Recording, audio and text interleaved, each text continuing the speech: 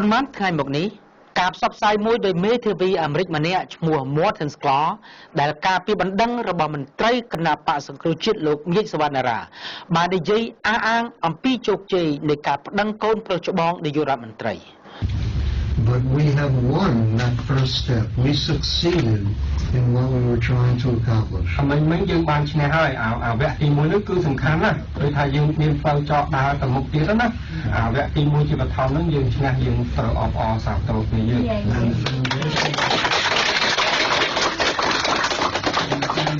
is now set. រឿងរ៉ាវដែលជាប់ពាក់ព័ន្ធក្នុងបណ្ដឹងតុលាការនេះគឺបន្ទាប់ពីព្រឹត្តិការណ៍នៃដំណើរទស្សនកិច្ចមួយរបស់បត្រាច្បងនាយករដ្ឋមន្ត្រីទៅកាន់ក្រុង Long Beach កាលពីខែមេសាឆ្នាំ 2016 បើទោះបីជាមានការគំរាមបាតកម្មប្រឆាំងពីសំណាក់ក្រុមគាំទ្រគណៈបក្សសង្គ្រោះជាតិនៅក្រៅប្រទេសនោះយ៉ាងណាក៏ដោយលោកហ៊ុនម៉ាណែតក្នុងដំណើរសាកសួរសុខទុក្ខខ្មែរក្នុងសហគមន៍នៅក្នុងភោជនីយដ្ឋានមួយក្នុងក្រុង Long Beach វេលាល្ងាចថ្ងៃទី9ខែមេសាឆ្នាំ 2016 លោកបានរងនឹងការបាញ់ស្ព្រេហឹរពីមនុស្សមិនស្គាល់អត្តសញ្ញាណស្របពេលដែលមានបរិសុទ្ធជនជាតិអាមេរិកម្នាក់បានសម្រុកមកស្កាត់ដំណើរដោយមិនមានការជូនដំណឹងជាមុននោះឡើយបរិសុទ្ធដែលសម្រុកព្យាយាមចូលកាត់ដំណើរនោះត្រូវគេស្គាល់អត្តសញ្ញាណថាគឺឈ្មោះ Paul Hayes ដែលអះអាងថាគាត់ចង់យកលិខិតមួយប្រគល់ជូនកូនប្រុសច្បងនាយករដ្ឋមន្ត្រីនៅក្នុងពេលបាញ់ស្ព្រេហឹរនោះមានសេចក្តីរាយការណ៍អំពីការរុញច្រានលោក Paul Hayes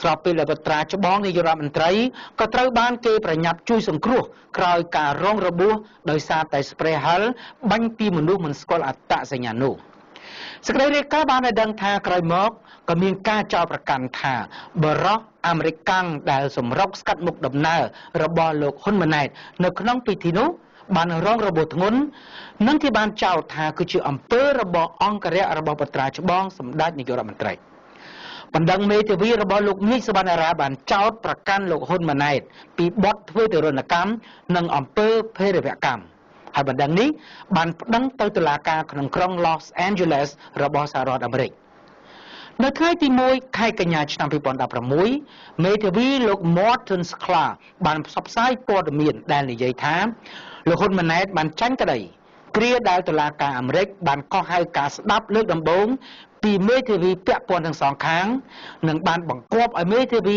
ការពារក្តីលោកញីសវណ្ណារានោះរកភ័ស្តុតាងបន្ថែមទៀតទាក់ទងទៅនឹងការចោទប្រកាន់លើកូនប្រុសច្បងនាយករដ្ឋមន្ត្រីនៃប្រទេសកម្ពុជាការបង្គាប់មេធាវីលោក Morton Sklar ដើម្បីរកភស្តុតាងជាច្រើនថែមទៀតនោះហើយបាននាំឲ្យមានការនិយាយអះអាងថាលោកហ៊ុនម៉ាណែតបានចាញ់ក្តីនិងមានការផ្សព្វផ្សាយព័ត៌មានបន្តិចជុំវិញបញ្ហានោះ Facebook របស់លោកហ៊ុនម៉ាណែតបានសរសេរបញ្ជាក់តបទៅវិញថាទង្វើនេះគឺជាការបំភាន់សាធារណមតិចំពោះដំណើរការនីតិវិធីរបស់តុលាការអប្សរាnet បានព្យាយាមសម្ភាសជាមួយនឹងមេធាវីនិងមន្ត្រីអាមេរិកជំនាញផ្នែកច្បាប់ការពារលោកហ៊ុនម៉ាណែតហើយនេះគឺជាចម្លើយរបស់លោកមេធាវី John Purcell ពីសហរដ្ឋអាមេរិកនិងអ្នកជំនាញច្បាប់អាមេរិកគឺលោក Christopher Barrett តាមរយៈកិច្ចសម្ភាសរបស់កញ្ញាយងខេមរា Good evening, Anthony John Purcell. First of all, I would like you to introduce yourself to the audience. My name is John Purcell. I'm an attorney based in Los Angeles, California. Anthony John Purcell, what is the procedural status of the case involving General Hun Manet? The procedural status of the case is as follows. The case is at a very beginning point. The judge is deciding whether it's appropriate to have jurisdiction over General Manet in the United States, in California. So that's basically where things stand jurisdictionally. The judge is at the very beginning of the case and is deciding whether jurisdiction is appropriate. So what did the U.S. court decide at the first hearing held on September 1st, 2016? There was a hearing on September 1st where the judge considered motions brought by both sides. On our side, we brought a motion to what's called quash service on the general, where we claim that service on the general in the United States, in order to have somebody have to respond to a lawsuit, you have to serve them with it. You have to give it to them personally. And our motion said that service was not appropriate on the general because the general never received the papers from the process server and was never informed by the process server on that date that they're even trying to serve him with papers. We also moved to dismiss the case against the general because jurisdiction is not appropriate over the general in California. And that's because the general does not have sufficient contacts in California, or in the United States for that matter, for a lawsuit to proceed against him, especially the lawsuit that was filed against him in this matter. So how should the court decision be interpreted? Well, the way the court responded to our motions was to state that it thought it needed more information on 3 topics in order to decide the motions. One topic was whether the general was aware of the lawsuit before the attempted service on it. Another was the court wanted to know a little bit more about what happened in April when they tried to serve the judge with a lawsuit, serve the general with a lawsuit. And the third is it wanted to get more information about what types of contacts the general had with California. So the court's decision shows that the judge is still considering our motion to dismiss and still considering granting our motion to dismiss, but needed more information in order to make a decision.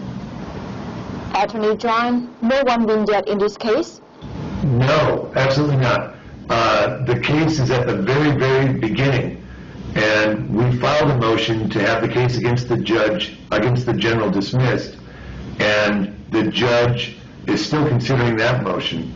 And if the judge grants that motion, the general will win that case, and that will be dismissed against him.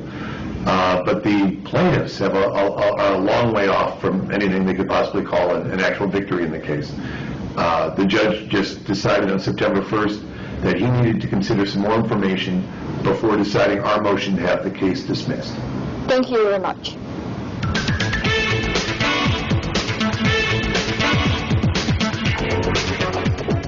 Hello, Attorney Chris. First of all, I would like you to introduce yourself to the audience. My name is Christopher Barris. I'm a U.S. trial attorney. I'm based in Phnom Penh, Cambodia now. I'm a former prosecutor and government defense attorney from the United States.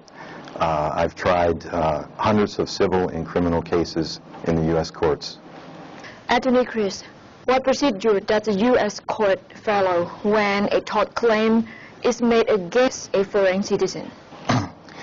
A case in the United States is initiated by the filing of a complaint, which contains allegations, solely allegations. No facts need to support it at the filing stage of the complaint. The first thing that the court in the United States has to determine is whether it has jurisdiction over the person named as the defendant in the complaint. Here, the defendant is General Manette, a Cambodian citizen. What jurisdiction means is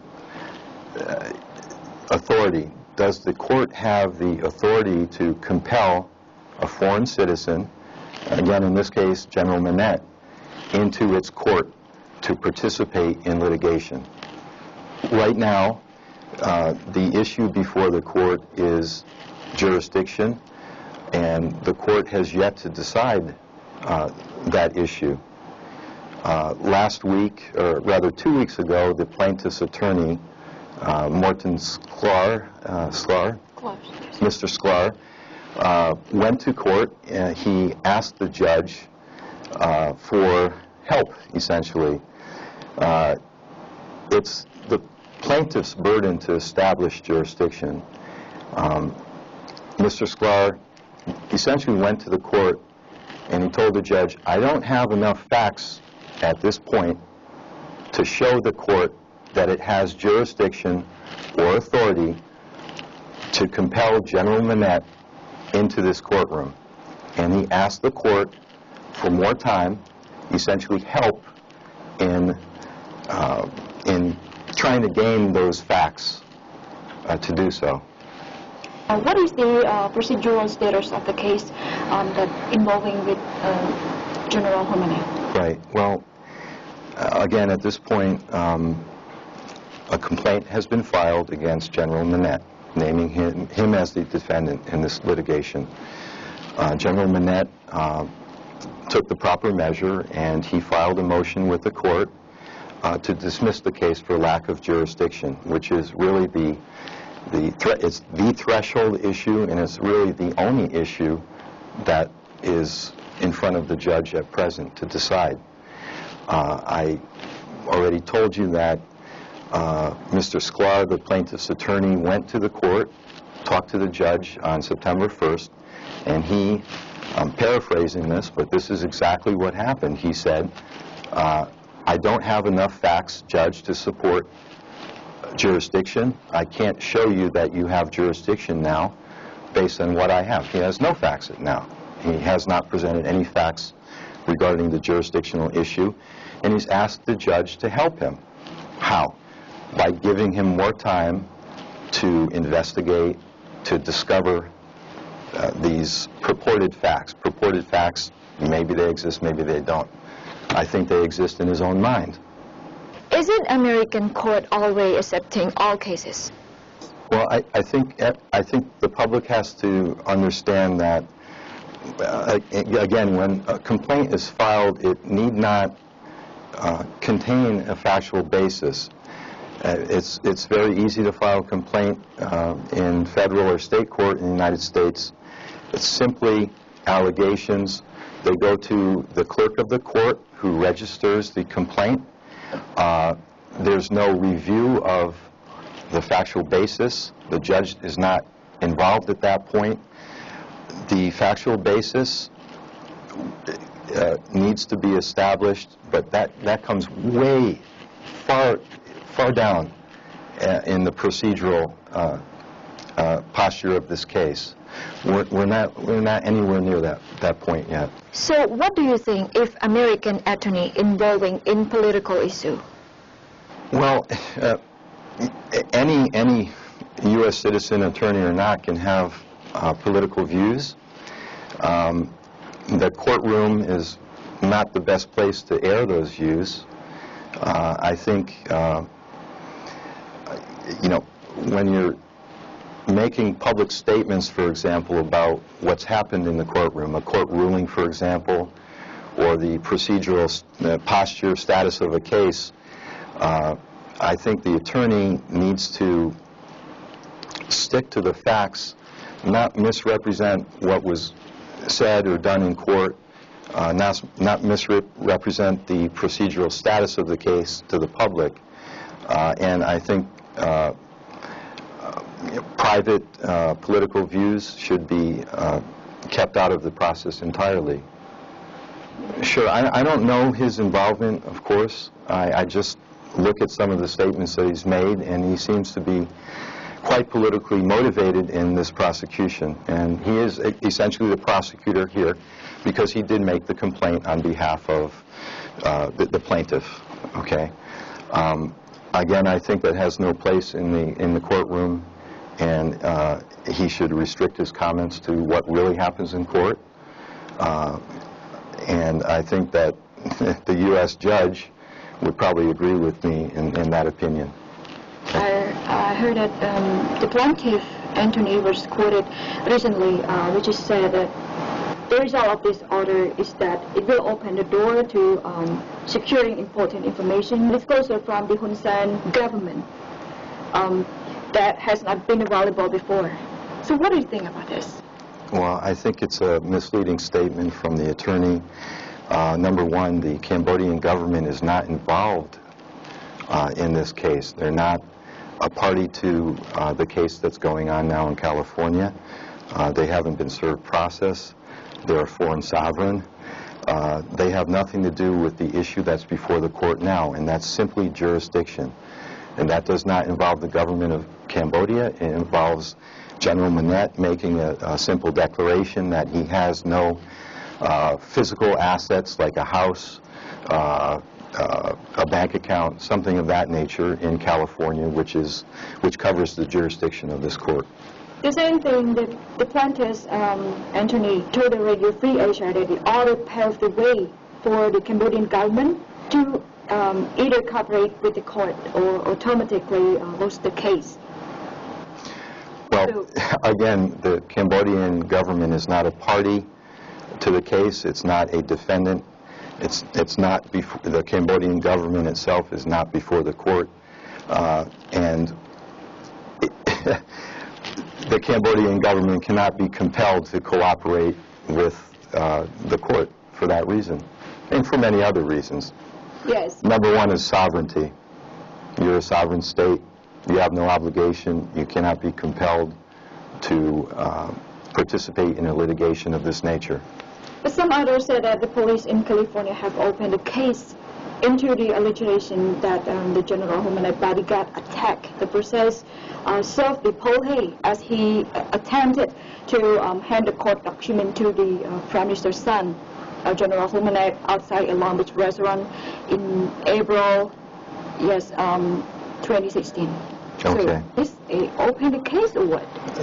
There is no open criminal case against General Minette or anyone that may have been with him that night, his entourage, whether it was a bodyguard or a friend, an invited person at the event. There is no open criminal case. No one has been charged with a crime. I believe at the time of the incident, back in April 2016, that the police were called. They did what's called an incident report, which means they took statements from the process server in this case. I don't know who else they may have talked to, but the process server, if this was to be considered a criminal case, the process server is the victim, and the victim would have to be able to identify his attacker. From the reports I read, and again, I wasn't there, and I'm reading reports and statements from the process server himself. I saw him on YouTube, if you will. He was on YouTube moments after this alleged attack upon him, and he said that he was attacked from behind. So what does that tell you? He was unable to see who his attacker was, correct? He attributed the attack to men in black. I think there were a lot of people wearing more or less formal attire, suits, maybe black, blue suits. And then he's also attributed the attack to bodyguards of General Minette. But there's no factual basis to support it. If there was, the police most likely would have made an arrest right at that time, at that date. If he could have identified his attacker as, if he could have identified his attacker, whoever it might have been, if this really happened the way he says, the police would have made an arrest right then and there at the time. Yes, thank you very much.